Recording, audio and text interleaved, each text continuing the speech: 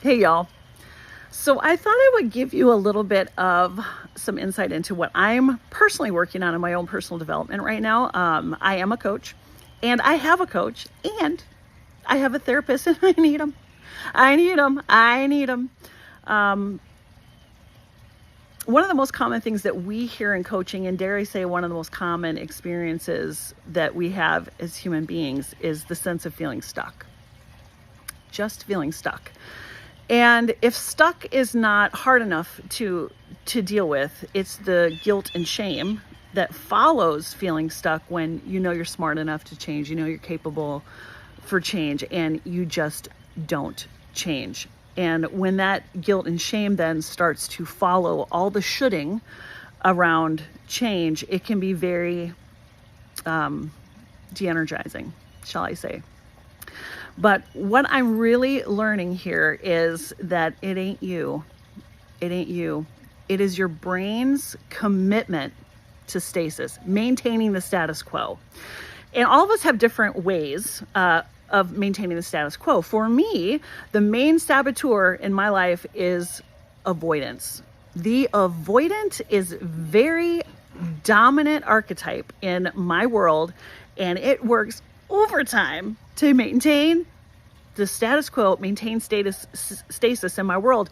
And here's the deal. That is all that is. It is not me. I am not avoidant. I am not the avoidant. The avoidant is a neural pathway that is committed to keeping things the same in my life. Okay. So when you think about the idea of being stuck, it's just the reuse of this particular neural pathway. So think about also the idea of Newton's law, Newton's first law of motion. An object at motion tends to stay in motion. An object at rest tends to stay at rest unless moved on by an external force. So if you're feeling stuck at rest in the same position, doing the same things, thinking the same way, then consider what type of external force you might need to create the type of resistance necessary to get your brain moving in a different direction so that you can then get unstuck from one way of being and create a new way of being. And one of the most powerful ways to do that, honestly, is getting super clear about your values, and not just one or two values. And I don't mean nebulous. I mean crystal clear about your values, because when you really dial into who it is that you want to become, what you really care about, and you can feel it to your bones, that, my friend, that is leverage. So when the brain starts moving in this avoidant direction, or whatever that, particular stuckness way of being is for you, and you recognize it, this is my brain working on keeping me in my status quo, you can actually redirect, weigh a different decision against what really matters to you. And when you have that kind of leverage and you reuse that leverage over and over again, you got a shot at getting unstuck. You got a shot at creating a different neural pathway. And every time you use it, it gets a little easier, a little easier, a little easier, a little easier, until it becomes the new way of being. So I guess the message here for me is you are not your brain. Your brain is designed to keep you stuck, maintain stasis, maintain your status quo.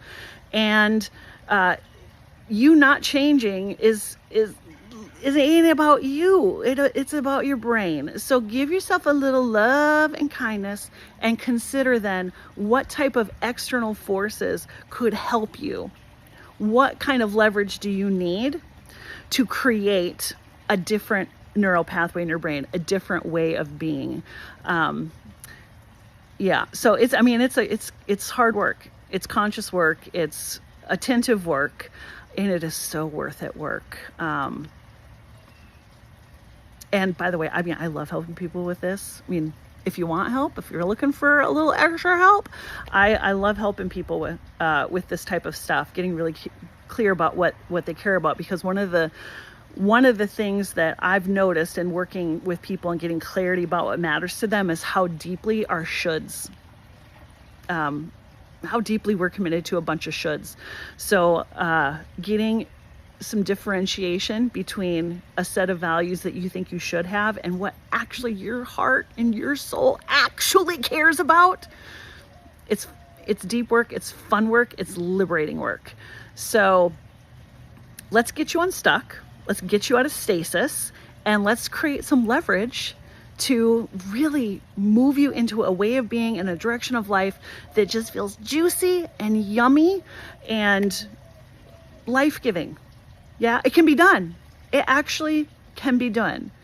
But you need that external stimulus mechanism or whatever to get you out of that stuckness. And so what is it for you? What do you think that could be for you?